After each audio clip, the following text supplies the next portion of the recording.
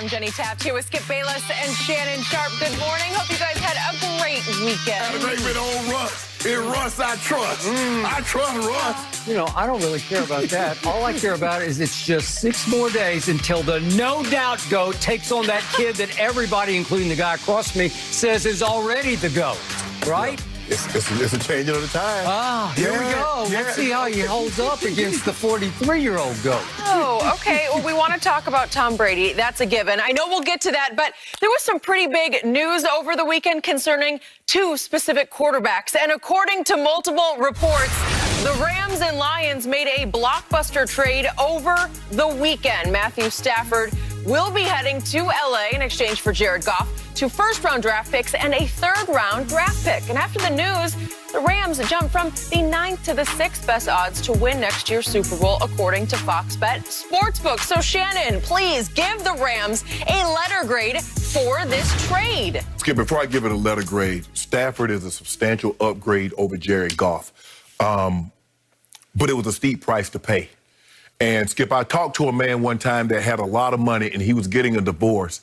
And he looked at me dead in my eye. He said, son, there's not a price too steep to pay to get out of a relationship in which you're unhappy.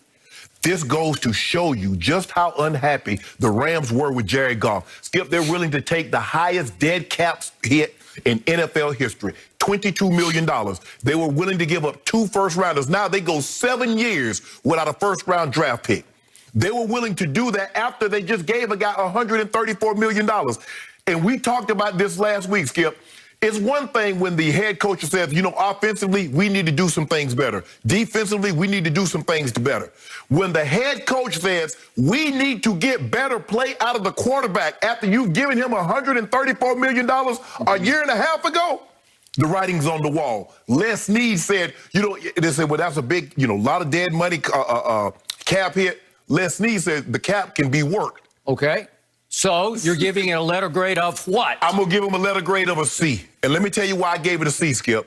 Matthew Stafford is about to be 33 years of age, and he has an injury history. Remember, now 2018, he missed half the season. He had this year, he had thumb, rib, cartilage damage. In 2019, fractured bone in his back. 2016, dislocated finger. 2011, broken finger. 2010, separated shoulder. Dislocated patella tendon in his knee. Also in 2009. Oh, yeah, by the way, Skip, how many playoff games has he won? Now, Jared Goff did take the team to the Super Bowl. Now, you can say what he wants. You can say, well, that was defense-led and Todd Gurley had a historic year running the football. But that did happen on his watch. But here's what this is one of the main reasons, Skip, I ended up getting him a C. In the regular season, people, listen to this.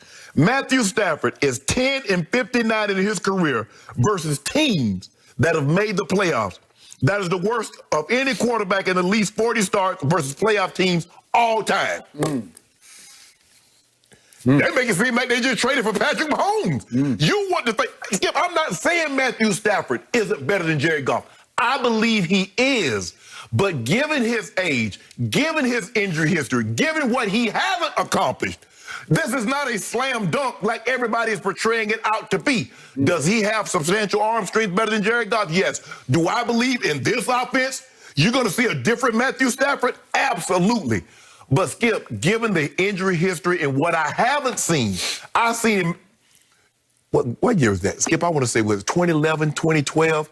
You remember when against the Packers, he threw for like 521, was about to leave for the day. That's they sat Aaron Rodgers and Matt Flynn started. That was when Matt Flynn got. That was the big play they gave.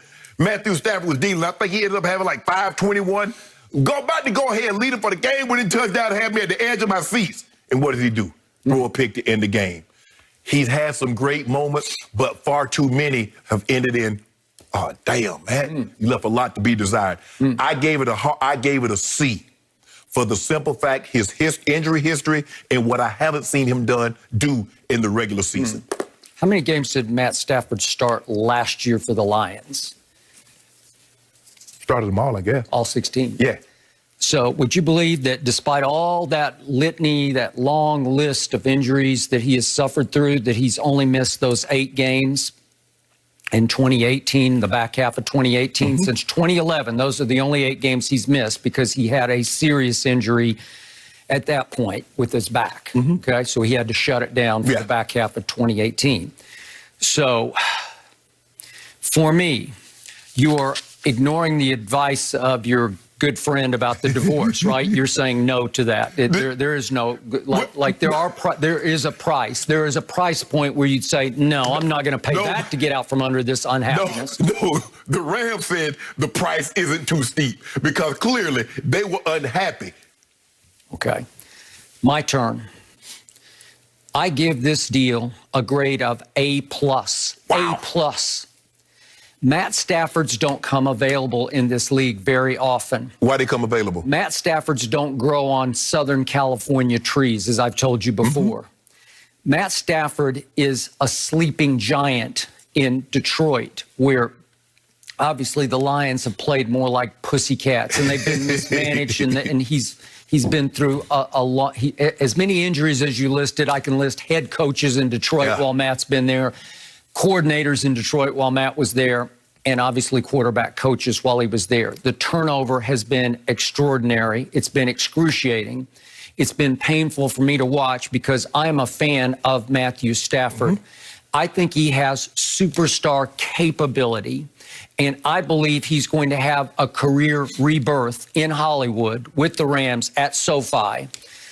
Once upon a time, there was a great writer in this country named F. Scott Fitzgerald who wrote The Great Gatsby, and his point was there are no second acts in American life. I think this is going to be one of the great second acts, because if suddenly you replace Jared Goff with a guy that you think is better, I think is way better than Jared Goff, and you do give him Cooper Kupp, Robert Woods, if they re-sign Josh Reynolds, Tyler Higbee, Cam Akers, I'm going to give that offensive line top 5 in the league.